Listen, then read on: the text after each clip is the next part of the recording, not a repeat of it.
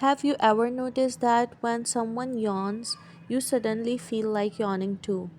Yawning is a natural reflex when you open your mouth wide, take a deep breath, and exhale slowly. But why does it happen? One reason is that yawning may help cool down your brain.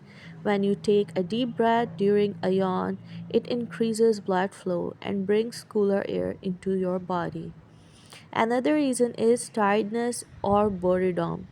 When your brain becomes less active, yawning may help increase alertness for a short time. And here is something fascinating. Yawning is contagious. Just seeing someone yawn or even hearing about yawning can make you yawn.